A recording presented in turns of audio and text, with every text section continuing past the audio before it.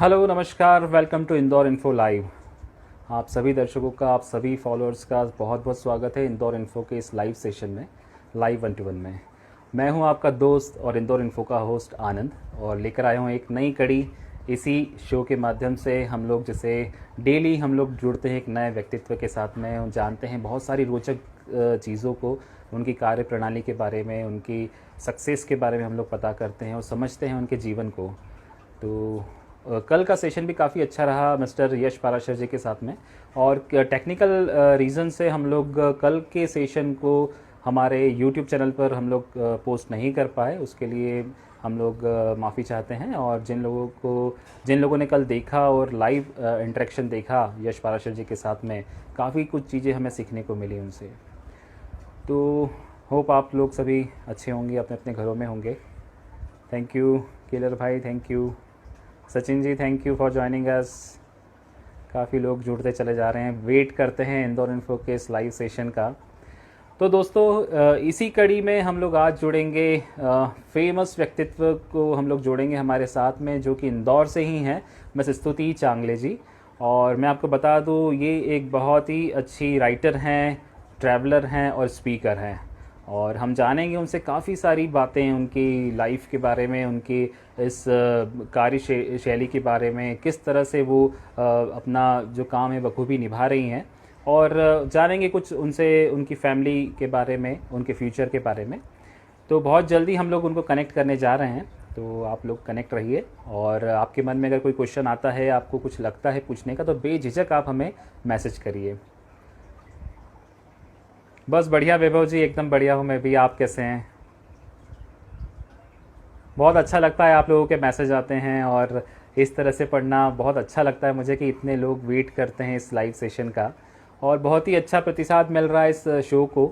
और काफ़ी कुछ नॉलेज शेयर हो रहा है इस प्लेटफॉर्म पर। और इस डिजिटल जो समय चल रहा है, डिजिटल समय कहेंगे इसे, तो कि जब हम लोग घरों में बैठे हैं पर कनेक्टेड हैं सभी दूर एक दूसरे से। तो चलिए दोस्तों, अब देर नहीं करते हैं, और स्तुति जी को मैं कनेक्ट करने जा रहा हूँ, आप वेट करिए।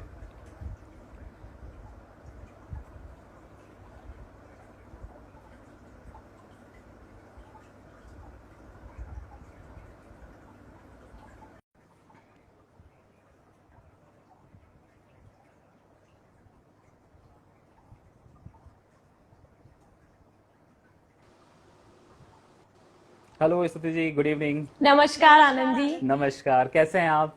बस बढ़िया, आप कैसे हैं? बस मैं भी एकदम बढ़िया हूँ। और काफ़ी दर्शक जुड़ते जा रहे हैं, स्तुति जी से बात करना है आज डायरेक्टली, तो सब लोग वेट कर ही रहे हैं आपका। तो स्तुति जी, सबसे पहले मैं चाहूँगा कि आप हमारे दर्शकों को अपने बारे में बताएं। बिल्कुल, तो शुरुआत यहीं से करते हैं कि मैं इंदौर से हूँ। मेरा काफ़ी ज़्यादा टाइम इंदौर में बीता है। अगर आप लोग न्यू दिगंबर पब्लिक स्कूल जानते हैं, तो वहाँ से मेरी स्कूलिंग हुई है, ओके। एनडीपीएस से। उसके बाद मैंने इंजीनियरिंग में इंदौर से किया। मैं वैष्णव में थी, वहाँ से मैंने अपना बीटेक का डिग्री किया। फिर मैं दिल्ली मूव हुई अपना एमबीए करने के लिए। ओके। तो वहां से फिर मेरा जो सफर है दिल्ली में शुरू हुआ, और जो भी नई चीजें मैंने की वो दिल्ली में की। तो यार मतलब सफर तो बड़ा सिंपल सा है। पहले इंजीनियरिंग करी, फिर एमबीए किया, फिर रियलाइज किया कि नहीं, ये वो चीज नहीं है, या ये जॉब वो चीज नहीं है जो मैं पूरी जिंदगी करना चाहती हूँ।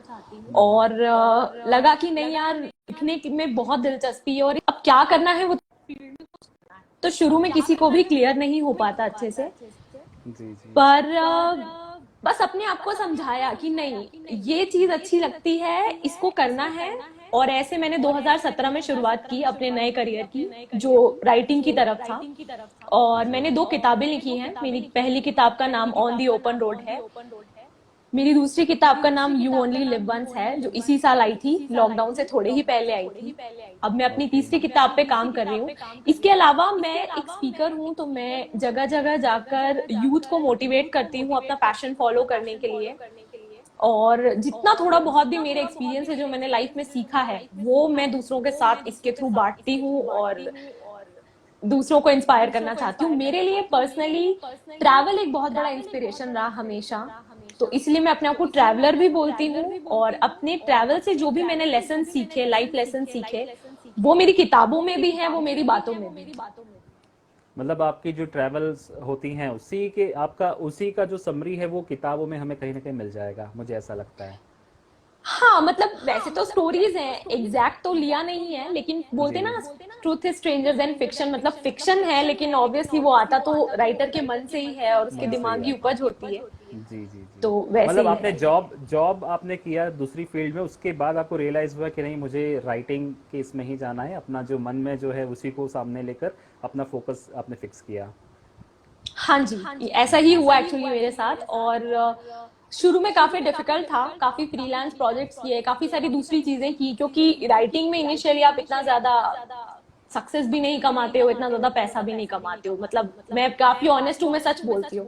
नहीं नहीं बिल्कुल। तो शुरू में वो कुछ एक दूसरी चीज होना बहुत जरूरी है, फिर एक बार जब आपका एक स्केल रीच हो जाता है, कुछ ऑडियंस बन जाती है, तो फिर उसके बाद आप उसको फुल टाइम करने का सोच सकते हो। मैंने इसीलिए स्पीकिंग को अपना पैरेलल करियर बनाया, इसीलिए मैं एक डिजिटल क्रिएटर भी हूँ, काफी सारा कंटेंट ऑनलाइन दूसरी कंपनीज के लिए भी क्रिएट करती हूँ, बैकएंड से अपने चैनल्स के लिए भी करती हूँ। तो ये सब चीजें भी है जो साथ में चल रही हैं। बिल्कुल।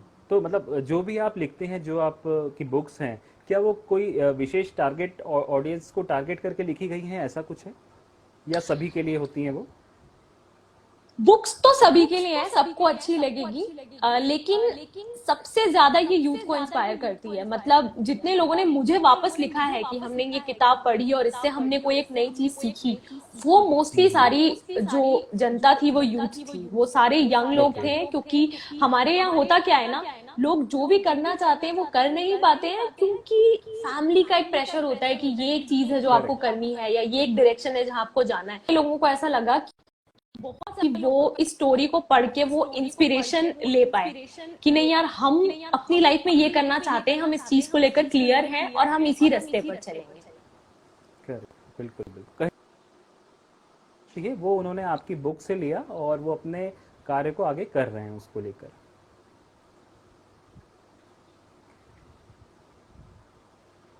तो स्तुति जी, आप अपनी फैमिली के बारे में बताएं, कौन कौन है आपकी फैमिली में, और इंदौर में कौन है, और दिल्ली में आप हैं तो वहाँ कौन कौन है? तो इंदौर में मेरे माता पिता, मतलब मेरे मॉम डैड रहते हैं, और जी जी। मेरा एक छोटा भाई भी है, उसका आईटी में जॉब है, तो वो बैंगलोर में रहता है। अभी लॉकडाउन के चक्कर में जैसे सब लोग अपनी अपनी जगह अंदर अंदर अलग हैं, हम लोग भी जी अभी एज अ फैमिली अलग ही हैं। जी जी। लास्ट ईयर मेरी एक्चुअली शादी हुई थी, तो जी। मेरी शादी दिल्ली में हुई थी, तो मेरे हस्बैंड इज फ्रॉम दिल्ली, तो अभी I am with my in laws, मतलब मैं यहाँ पे अपनी फैमिली के ओके साथ हूँ। ओके। तो इंदौर मतलब अभी लॉकडाउन के पहले आपका आना हुआ होगा, मैं ऐसा समझता हूँ, लॉकडाउन लॉकडाउन से काफी पहले बोलूंगी मैं, काफी मेरा पहले। प्लान था आने का, मैं पूरी जी। गर्मी की छुट्टी घर ही बिताने के हिसाब से आने वाली थी, मुझे ओके। इंदौर बहुत ज्यादा पसंद है।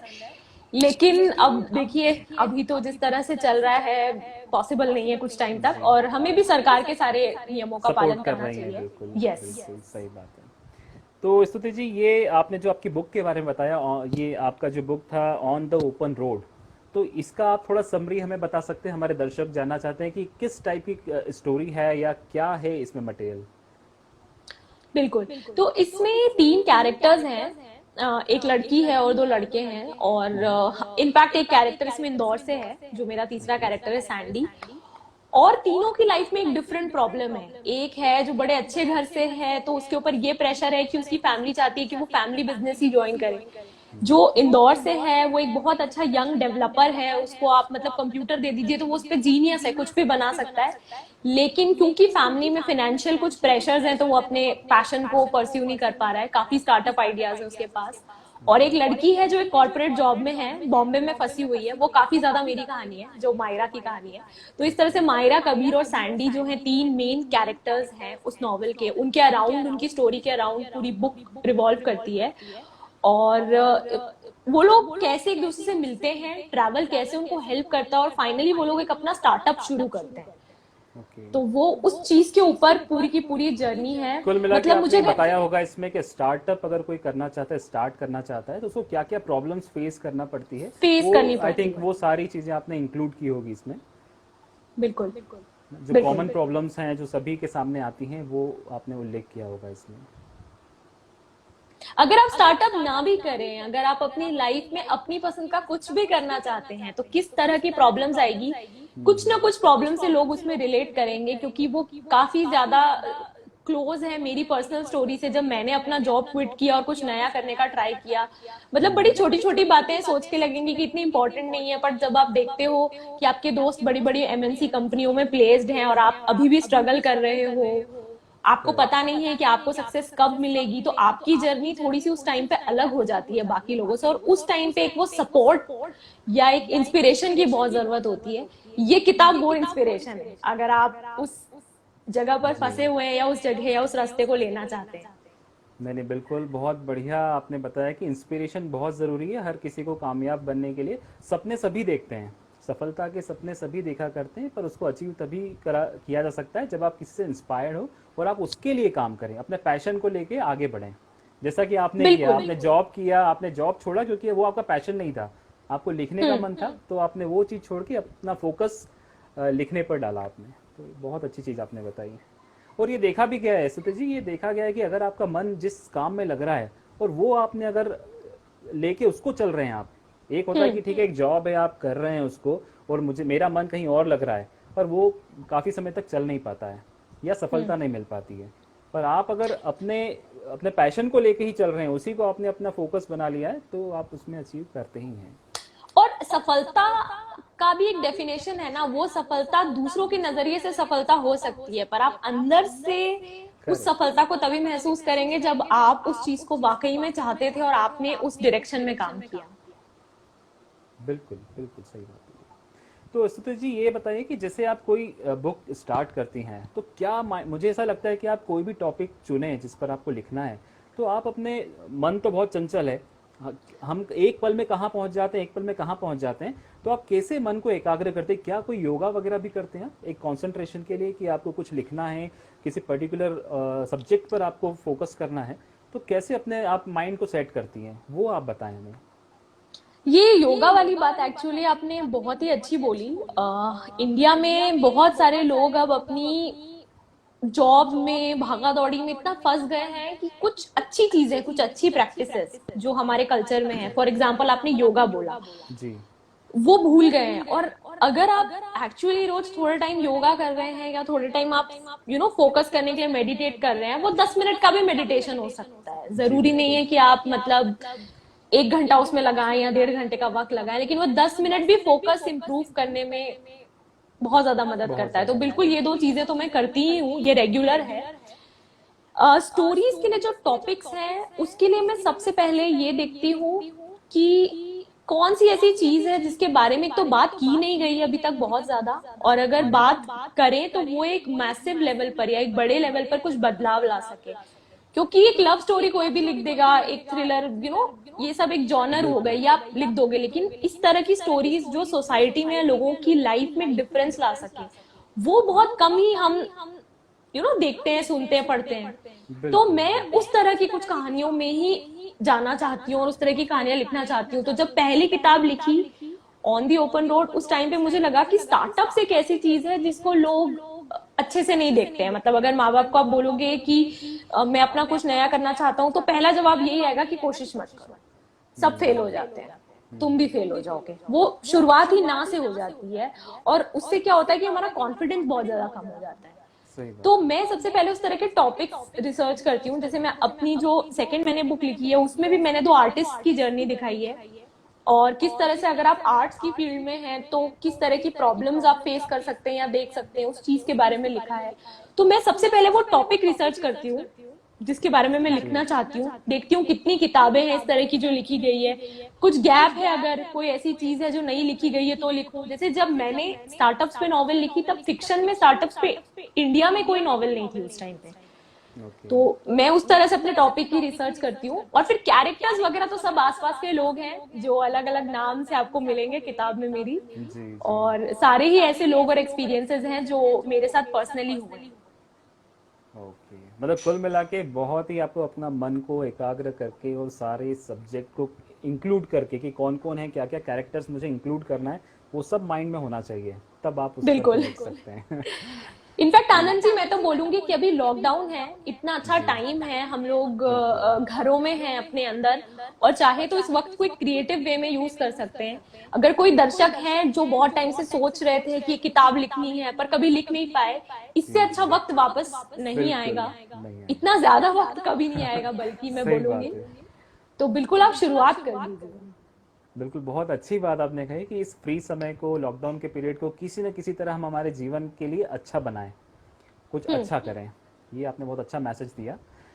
एक क्वेश्चन और मेरे माइंड में था कि आपने कभी ये नहीं सोचा, ऐसा ख्याल नहीं आया कि मुझे फिल्म की स्क्रिप्ट भी लिखनी चाहिए, कोई फिल्म मैं प्लान करूं, या अगर ऐसा कुछ सोचा है आपने आगे चलकर? बिल्कुल। हर मुझे लगता है हर लेखक ये बात सोचता है, कहीं ना कहीं हर लेखक के मन में ये बात होती है। मैंने अपनी जो भी किताबें लिखी हैं उनको इसी तरह से लिखा है कि वो काफी इजीली फिल्म स्क्रिप्ट्स की तरह या फिल्म में भी अडॉप्ट हो सकती है। जी तो जी अब कोशिश जारी है। मैं एक आउटसाइडर हूँ इंडस्ट्री में, तो इतना ज्यादा इजी नहीं होता। मतलब I will be very honest कि जिस तरह से स्क्रिप्ट शॉर्टलिस्ट होती हैं, वो एक पूरा एक सर्कल होता है, तो आपको वहां तक पहुंचना पड़ेगा अपनी कहानी वहां पहुंचाने के लिए। तो कोशिश जारी है मेरी तरफ से, लिख भी उस तरह से रही हूँ। अगर कल को मूवी आती है तो फिर हम बोल सकते हैं प्राउड से कि हमारे इंदौर से कोई है इंदौर जिसने ये से। स्टोरी लिखी थी। बिल्कुल और बिल्कुल। ये नहीं, फिल्म डेफिनेटली अब आपको सफलता मिलेगी, हम भी यही चाहते हैं कि आप बहुत जल्दी फिल्म की स्क्रिप्ट लिखें। अच्छा, माइंड में कुछ आता है ऐसा कि मैं कोई फिल्म लिखूं और इस एक्टर के लिए लिखूं या इस एक्ट्रेस के लिए लिखूं? कोई आपने मन में तो बनाया होगा ऐसा कि नहीं, इस एक्टर को लेके मुझे कुछ लिखना है। आप जैसे कि अपने कहानी के पात्र, आप कैरेक्टर्स जो सर्च करते हैं या देखते हैं, तो कहीं कोई आपको फिल्म के हीरो हीरोइन दिख रहे हैं उसमें कि हाँ ये मेरी फिल्म में काम कर सकते हैं, ऐसा कुछ? मैं जब अपनी पहली किताब लिख रही थी 2017 में, उस जी टाइम पे गली बॉय आए भी नहीं थी, और उस टाइम तक रणवीर सिंह और आलिया भट्ट की कोई भी मूवी साथ में नहीं थी, अगर आप देखेंगे तो। जी जी मैं पहली थी शायद जिसने सोचा होगा कि अगर मेरी किताब पे ये मूवी बनती है तो मेरे को एक कैरेक्टर जो मेरा है सैंडी, जो स्पेशली मैंने इंदौर से आते हुए इंदौर से। दिखाया है, बड़ा ही पैशनेट सा, फुल ऑफ एनर्जी, क्रेजी सा लड़का है। मैं चाहती थी कि यार ये रणवीर सिंह जैसे कोई है जो इसको निभा सकते हैं। और लड़की मुझे बहुत ज्यादा आलिया भट्ट जैसी उस टाइम पे लगती थी, तो मैं सोच तो लेती हूँ अपने मन में कि कौन है जो इस स्क्रिप्ट में या इस स्टोरी में फिट होगा। और बिल्कुल। फिर वाकई में गली बॉय मूवी आई, दोनों ने साथ में की, और वो कितनी ज्यादा लोगों से लोगों ने कितना ज्यादा उस मूवी को प्यार दिया। बहुत प्यार दिया, बिल्कुल। और वो भी उसका स्टार्टअप ही था एक तरह से, रणबीर सिंह का, उसके हाँ, मन में वो बातें थी, फैमिली प्रेशर था, काफी लोड था, पर उसको फिर वो बिल्कुल। खुल के बाहर आया। और उसकी इंस्पिरेशन जो वो मिस्टर चतुर्वेदी जो जिन्होंने रोल किया है, उनको देख के है वो आगे बढ़े उसमें वो। बिल्कुल सही बिल्कुल। बात है। और आपका जो दूसरा नॉवेल है जो आपने लिखा है, यू ओनली लिव वंस, उसका क्या है मतलब? उसमें किस से रिलेट करते हैं उस बुक को आप? वो भी रियल लाइफ में ही आपने, आई थिंक मुझे ऐसा लग रहा है उसको टाइटल पढ़ के कि वो भी रिलेट करती है रियल लाइफ से। हाँ, वो जो सेकंड बुक है यू ओनली लिव वंस, वो भी रियल लाइफ से रिलेट करती है। ये वाली जो स्टोरी है ना, थोड़ी सी अलग है। अगर मुझे एक लाइन में आपको बोलना है कि ये बुक क्या पूछ रही है लोगों से, तो ये पूछ रही है कि क्या आपकी जिंदगी की सबसे बड़ी वीकनेसेस, जिसे हम वीकनेस मान के चलते हैं, क्या वो आपकी स्ट्रेंथ बन सकती है। और इसी के अराउंड पूरी स्टोरी है, जिसमें एक लड़का है और एक लड़की है। लड़की अपनी माँ को ढूंढने वापस इंडिया आई है, अभी बाहर रहती है। और जो लड़का है, अच्छा इसमें भी जो लड़का है वो इंदौर से ही चला है। सब सोचेंगे मैं ये इतनी आपने बहुत ऑब्सेस्ड अच्छा क्यों। किया, मैं बताऊं फ्रैंकली स्पीकिंग, आपने बहुत अच्छा किया कि एक ना एक कैरेक्टर इंदौर का लिया है। कहीं ना कहीं इंदौर तो दिखना चाहिए ना। दिखना चाहिए, बिल्कुल। तो लड़का जो है वो इंदौर का है, इंदौर से चला है, और कैसे वो स्टैंड अप कॉमेडियन बनता है, और कैसे उसको धीरे धीरे उस चीज के लिए प्रेज मिलता है, वो आगे बढ़ता है अपनी लाइफ में। और जो लड़की है वो एक सिंगर है, वो अपनी मम्मी को ढूंढने आई है। आखिरी में वो ढूंढ पाती है नहीं ढूंढ पाती है, वो तो एक ट्विस्ट है, मतलब वो तो एक स्टोरी का एंड है।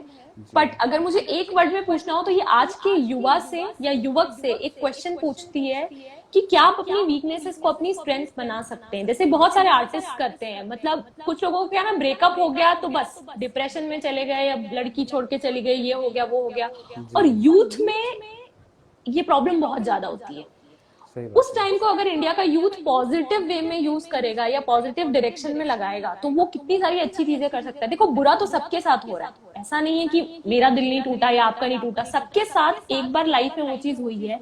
लेकिन हम उस चीज को कैसे रिएक्ट करते हैं, हमें इसका आंसर ये नहीं है कि हमें सुसाइड करना है, हमें इसका ये आंसर लाना है कि हम उन जख्मों को लेकर आगे बढ़े, जिंदगी में कुछ सीखें और उसको अपने आर्ट में या किसी पॉजिटिव चीज में लगाएं। करेक्ट, और बहुत पॉजिटिव सारे चीज मैं में देखती हूँ लगाएं। आर्टिस्ट ये करते हैं। तो मैं उस तरह से एक यूथ से बात करना चाहती हूँ स्टोरी के माध्यम से कि टूट जाना नॉर्मल है, सब टूट जाते हैं, आपके साथ गलत नहीं हुआ, लेकिन उसके बाद आपने क्या फैसला लिया और आप किस डायरेक्शन में गए, ये आपके हाथ में है और ये आप अच्छी और पॉजिटिव भी डिसाइड कर सकते हैं। करेक्ट करेक्ट, बिल्कुल सही है। वैसे भी आजकल देखा गया है कि जो आज का यूथ है या जो न्यू जनरेशन का है, तो बहुत जल्दी हाइपर हो जाते हैं। और जैसे आपने कहा कि एकदम से कुछ नेगेटिव हुआ तो उसमें नेगेटिव ही सोच अपना लेते हैं वो लोग।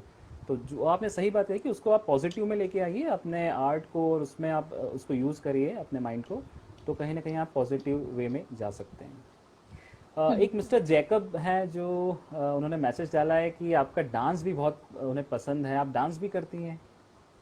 हाँ, मैं एक्चुअली, मेरी जो मॉम है वो जी जी। ट्रेन्ड क्लासिकल डांसर है, कथक डांसर है। ओहो और ग्रेट। मम्मी तो खैर अभी इंदौर में ही है, तो जी जी। इंदौर से ही है मम्मी भी। और इनफैक्ट मम्मी जब अपने यूथ में थी तो उनको राज कपूर से भी अवार्ड मिला हुआ है। ओहो बहुत बड़ी बात पर है। फिर, हाँ, पर फिर क्या होता था ना, पुराने टाइम में शादी हो जाती थी तो फिर लोग थोड़ा सा अपने फैमिली पे फोकस करने के जी जी चक्कर में जी। वो एक करियर बैक सीट ले लेता था। जी। तो सारा टैलेंट जो आया है वो मम्मी से ही आया है, मम्मी तो से मम्मी आया ने ही है। बचपन से डांस सिखाया है, ट्रेन किया है, तो जो भी मैं कर लेती हूँ या करती हूँ, कभी कभी इंस्टाग्राम पे डाल भी देती हूँ। तो काफी ओके। सारे जो मेरे फॉलोअर्स हैं, जो फैंस हैं, उनको पता है कि पता मैं डांस भी है। करती हूँ। तो थैंक यू जेकब, मुझे बहुत अच्छा लगा कि आपको मेरा डांस अच्छा लगा, thank you thank so you much. Mister Jacob, आपने बताया एक नई नई हॉबी के बारे में बताया। हमें पता नहीं था, आज ही पता। मैं आपको पसंद है। सॉरी, इसके अलावा इसके अलावा आपकी क्या हॉबीज हैं, मतलब आप अगर फ्री हैं, आपके पास समय है, तो आप और क्या करना चाहते हैं। सबसे ज्यादा मुझे एक्चुअली फिटनेस से रिलेटेड चीजों में इन्वॉल्व होना पसंद है। मतलब थोड़ा सा ना पसीना आना चाहिए और थोड़ा सा हेड में रश आना चाहिए। अब वो चीज डांस के थ्रू हो जाए, वो चीज योगा के थ्रू हो जाए, वो चीज यू नो ट्रेनिंग के थ्रू हो जाए, मतलब जो हम घर पे अपना कैलिस्थेनिक्स करते हैं, वर्कआउट करते हैं, वो सब करते जी हैं, जी तो जी। कोई भी ऐसी चीज जो हल्की सी स्पोर्ट्स वाला रश ला दे। ओके। अब वो बैडमिंटन गेम भी हो सकता है, अब अभी तो हम खैर बाहर जा नहीं सकते, पर जब बाहर जाएंगे तो फिर वो खेल नहीं, पाएंगे। बिल्कुल बिल्कुल सही बात तो है। उस तरह की कोई भी चीज हो जहाँ पे आपकी एनर्जी लग रही हो, आप कुछ एडवेंचरस, कुछ एंथुजियास्टिक कर रहे हो, तो वो मैं उसमें बिल्कुल लीन हो जाती हूँ, मगन हो जाती हूँ और करती हूँ। इसीलिए शायद मैं ट्रैवलर हूँ, क्योंकि जब मैं बाहर भी जाती हूँ तो मुझे हर चीज ट्राई करनी होती है। मतलब मैंने क्लिफ से भी जंप किया है, मैंने स्कूबा डाइव भी किया है, मैंने हर ग्रेट। चीज ट्राई की है। बहुत बढ़िया। तो अभी अभी क्या प्लानिंग है नेक्स्ट आपका, आफ्टर लॉकडाउन आपका कहाँ ट्रैवलिंग का प्लान है कुछ? अभी जैसे फ्री टाइम में आपने कुछ फिक्स किया होगा कि अब लॉकडाउन ओपन होगा तो मुझे यहाँ तो जाना ही है, ऐसा कुछ है आपके माइंड में? सच बोलूं, जी। मुझे इंदौर ही आना है अभी सबसे पहले। तो एक बार जब सब ठीक हो जाता है, सारी सिचुएशन अच्छी हो जाती है, तो सबसे पहले पेरेंट्स से मिलना एक बार, फिर आगे के प्लान बनाएंगे। अभी बहुत ज्यादा प्लान्स बनाए नहीं, क्योंकि जिस तरह से सब अनसर्टेन है, कुछ कह नहीं सकते कि इस पूरे साल भी इतना ज्यादा सेफ रहेगा या नहीं रहेगा। पर अगर कोई एक जगह है जहाँ आना है या आने का मन है, तो वो इंदौर ही है। करेक्ट, ये आपने अच्छा कहा, क्योंकि अभी ऐसा लगता है कि आफ्टर लॉकडाउन हमें 6 महीने तो प्रिकॉशनरी कहीं निकलना नहीं चाहिए, अनलेस कि बिल्कुल। बहुत ही इंपॉर्टेंट काम अगर आता है तो ही जाना है, अदरवाइज हम अब लिमिटेड ही हम लोग ट्रैवल करें। वो भी आप भी, हम चाहते हैं कि आप भी ध्यान रखिए अपने आप का। बिल्कुल। और जैसे आप हो गए, मैं हो गई, हम जितने भी लोग हैं जिनके चैनल्स हैं, जिनको लोग फॉलो करते हैं, लोग देखते हैं, हमारी बात सुनते हैं, हमें स्पेशली ये मैसेज अच्छे से क्लियर रखना चाहिए। अगर हम ही पालन नहीं करेंगे, घूमने लग जाएंगे, सही बात तो है। हमारी ऑडियंस भी सोचेगी कि हाँ चलो सही हो गया है, सब अच्छा है। लेकिन मुझे लगता है वो थोड़ी सी रिस्पॉन्सिबिलिटी हम लोगों को लेकर एक सही मैसेज भी बिल्कुल। पहुंचाना है। स्थिति जी, इसके अलावा एक और क्वेश्चन था मेरा कि बिल्कुल आनंद जी। आपके जो रीडर्स हैं, जो आपकी ऑडियंस है, उसको आपकी कहानी में क्या चीज़ बांधे रखती है कि वो पूरी बुक पढ़ें? मतलब अगर कोई आपकी बुक स्टार्ट करता है तो आप भी चाहते हैं कि वो आखिरी पन्ने तक उसको पढ़ें।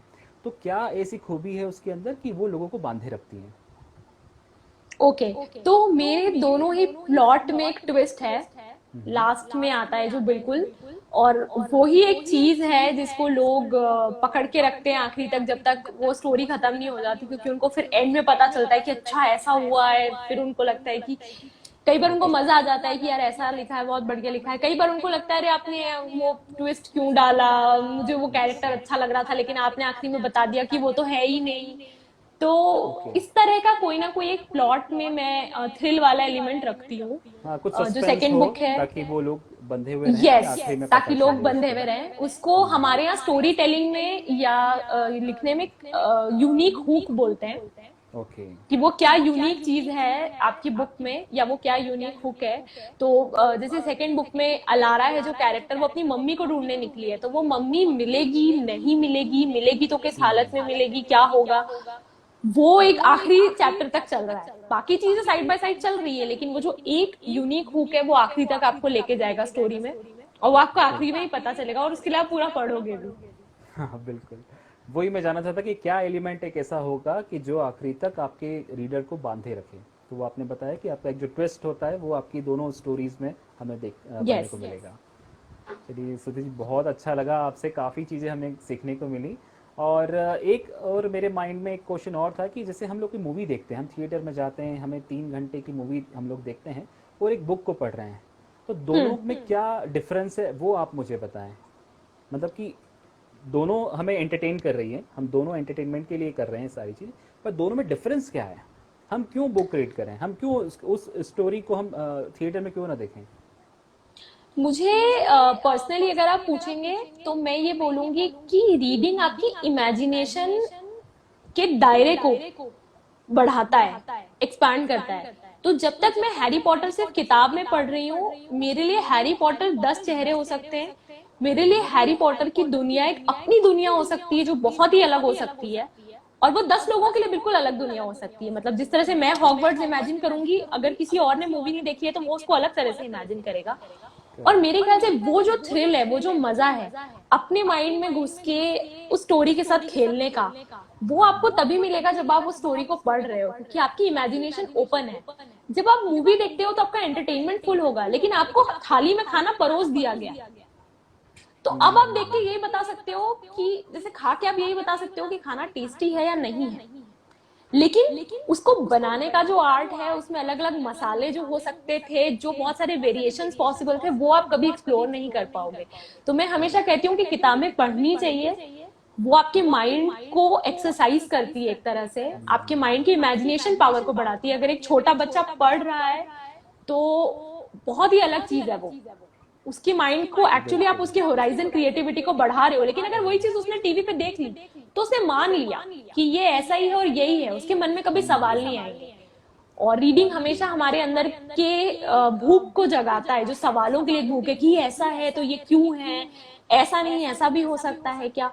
और ह्यूमंस के लिए मुझे लगता है वो लाइफ जीने के लिए सबसे इंपॉर्टेंट चीज है, जो मैं कहती हूँ नई चीजों को सीखने की जो एक भूख है, एक्सप्लोर करें, हाँ मतलब एक्सप्लोर, आप, वो कभी हाँ मरनी नहीं चाहिए। बिल्कुल। इन शॉर्ट, बुक रीडिंग से आप एक्सप्लोर करेंगे, आपको नई 10 चीज़ें आपको पता चलेंगी, 10 नए नॉलेज आप गेन करेंगे। वो फिल्म में नहीं होगा, बिकॉज उसमें आपको कैरेक्टर दिख रहा है कि ये आलिया भट्ट है तो ये आलिया भट्ट है। अगर बुक में मैं पढ़ रहा हूँ तो उसको मैं किसी भी कैरेक्टर को वहाँ रख के देख सकता हूँ मैं। ये आप बिल्कुल, और कहना मेरा चाह रहे हैं। फोकस भी उसमें फिर से की भी जो इन्फॉर्मेशन दी हुई है मुझे, वो उससे जी मैं जी कुछ जी। सीखूंगी। क्या पता उसमें कॉफी बनाने का तरीका लिखा है, क्या पता उसमें कुछ ऐसी एक नई चीज लिखी है जिसके बारे में मुझे पहले कोई नॉलेज नहीं थी, पर अब मैं नॉलेजेबल हूँ क्योंकि मेरी अब नॉलेज बढ़ गई उस चीज को लेकर। बिल्कुल बिल्कुल, बहुत सही बात कही आपने। तो देखिए, देखा दोस्तों आपने किस तरह से बुक रीडिंग से हम अपने आप को एक्सप्लोर कर सकते हैं, हम लाइफ को एक्सप्लोर कर सकते हैं कि हम आगे कितना सोच सकते हैं वो हमें पता है, और बुक के माध्यम से वो उतना ही ज़्यादा सोच के हमारे जीवन में उसको उतार सकते हैं। तो आप भी स्तुति जी की बुक आप पढ़ सकते हैं, ऑनलाइन अवेलेबल है। स्तुति जी, आप हमारे हाँ दर्शकों जी, को अब बताएं कि किस तरह अवेलेबल से है, वो। पहले नहीं थी लॉकडाउन की वजह से, पर अब वापस अवेलेबल हो गई है अमेजोन पर। ओके। तो जो भी अगर खरीदना चाहे, इंदौर से हूँ मैं, अगर मुझे सपोर्ट करना चाहे तो प्लीज मेरी कहानी को इंदौर में और लोगों तक पहुंचाएं और उनको बताएं कि ये किसी इंदौर के राइटर ने लिखा है। नहीं नहीं, डेफिनेटली हम लोग आपका बिल्कुल बुक का प्रमोशन बिल्कुल करने वाले हैं यहाँ पर, और हम भी चाहते हैं कि हर कोई उस बुक को रीड करे, क्योंकि स्टार्टअप से रिलेटेड या जो यूथ है वो एक बार उसको पढ़े और उससे कुछ इंस्पायर्ड होके आगे अपना काम वो करें। तो थैंक यू सो मच स्तुति जी, बहुत अच्छा लगा आप हमारे साथ हम इस प्लेटफॉर्म पर आई और हमारे दर्शकों को आपने काफ़ी चीज़ें बताई। और लास्ट में मैं ये जानना चाहता हूँ कि आप हमारे अपने इंदौर के दर्शकों को क्या मैसेज देना चाहती हैं? अगर ओवरऑल में एक मैसेज देना चाहूंगी तो वो यही है कि लाइफ में आप कुछ भी करना चाहते हो, वो चीज कभी भी एक दिन में या 2 दिन में नहीं होगी। बहुत सारे दिन लगेंगे, बहुत सारी मेहनत लगेगी और तब जाकर शायद आपको वो एक चीज मिले। तो लाइफ में अगर मैंने एक लेसन सीखा है और जो सबसे ज्यादा इंपॉर्टेंट है जो मैं कहना चाहूंगी तो वो यही है कि लगे रहो। आज नहीं होगा, कल नहीं होगा, लेकिन किसी दिन होगा। लेकिन अगर आप कॉन्फिडेंट हो और उस चीज के लिए लगे हुए हो और उस चीज को हासिल करना चाहते हो तो वो आपको जरूर एक दिन मिलेगी। और अगर अभी के मौजूदा हालात में मुझे आपको एक मैसेज देना होगा तो वो सिर्फ ये है कि आप अंदर रहिए, अपने घर वालों का ध्यान रखिए, कोरोना वायरस को और ज्यादा स्प्रेड होने से रोकिए। जितना हम कर सकते हैं, जितने प्रिकॉशंस हम ले सकते हैं वो सब लीजिए। और इस तरह से हम सब, इंदौर नहीं, सारे शहर जितने भी हमारा पूरा इंडिया, हम इससे बाहर आएंगे और बहुत ही जल्दी एक वापस हम लोग अपनी पुरानी लाइफ में जाएंगे, वापस पॉजिटिव होगा। जी sir, thank you so much. एक कुछ क्वेश्चंस मैं ले लेता हूँ, हमारे दर्शकों ने अभी पूछे हैं। एक मिस्टर थ्री एच बिल्कुल। 3232 है, उनका कहना है कि स्तुति जी आपकी सबसे मोस्ट लाइक बुक कौन सी है, मतलब आप कौन सी बुक सबसे ज़्यादा पसंद आई आपको, वो जानना चाहते हैं उसका नाम, जो आपने रीड की ये है। थोड़ा सा टफ क्वेश्चन है क्योंकि मुझे बहुत सारी बुक्स है जो बहुत अच्छी लगती हैं। लेकिन फिर भी एक किताब जो मैं सबको बोलती हूँ कि पढ़ो, एक ब्राजीलियन राइटर है पोलो कोलो। ओके। उनकी किताब है द अल्केमिस्ट, वो इंग्लिश में भी अवेलेबल है। वो बहुत ही अच्छी किताब है, बहुत ज्यादा प्यारी किताब है। मैं बोलूंगी वो सिर्फ 200 पेजेस की किताब है, लेकिन उसको पढ़ने के बाद आपको अंदर से अपने अंदर एक चेंज फील होगा। वो इतनी इंस्पायरिंग बुक है। और आप पूरी लाइफ में कोई बुक पढ़े ना पढ़े, आप उस बुक को जरूर पढ़ना। ओके, बिल्कुल होप आपको आंसर मिला होगा अपने क्वेश्चन का। और मैं एक दो नाम और ले लेता हूँ। मिस्टर भूपेंद्र जी ने हेलो बोला है स्तुति जी को। हेलो।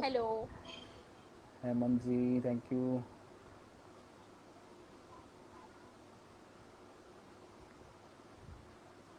देखिए स्तुति जी ने बताया उनकी जो रिटर्न बुक है उसका नाम उन्होंने, स्तुति जी आप दोनों बुक का नाम एक बार और बता दीजिए, एक क्वेश्चन और आया है। बिल्कुल, बिल्कुल।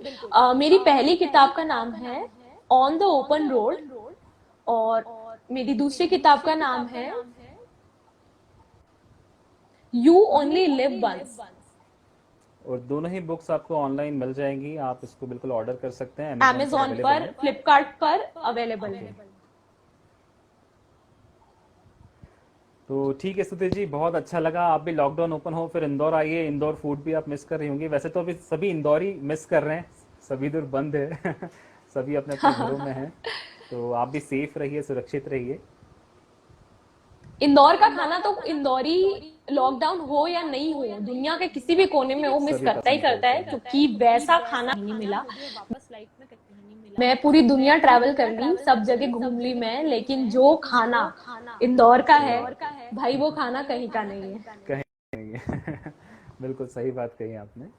तो बहुत बहुत धन्यवाद आपको इंदौर इन्फो के इस प्लेटफॉर्म से जुड़ने के लिए, और आपने अपना कीमती समय हमें दिया, क्योंकि हमें हमें पता है कि आप बिल्कुल फ्री तो नहीं है, आप कहीं ना कहीं अपने माइंड में कुछ ना कुछ लिखने का कुछ प्लानिंग कर ही रही होंगी। तो बहुत बहुत थैंक यू, आप हमारे साथ जुड़ी। Thank you so much ma'am.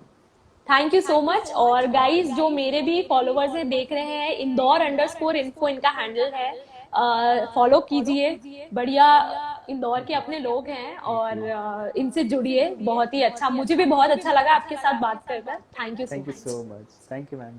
Okay. Thank you.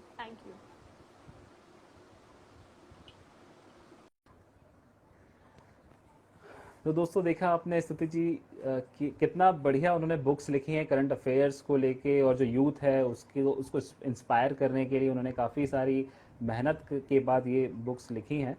तो आप भी जाइए अमेज़ोन पे, फ्लिपकार्ट पे बुक ऑर्डर कर सकते हैं आप, और बिल्कुल उसे पढ़िए।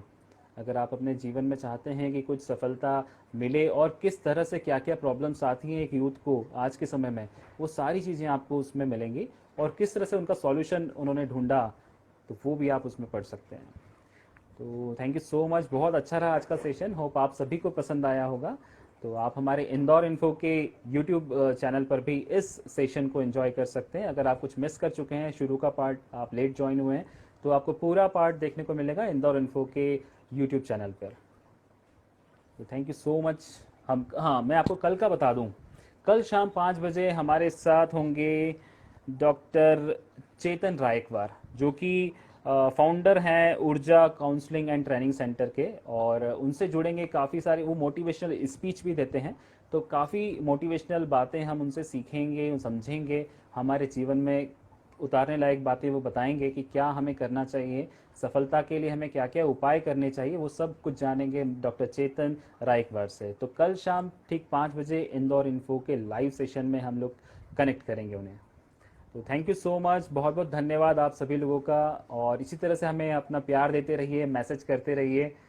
तो मिलते हैं कल शाम 5 बजे। Thank you so much.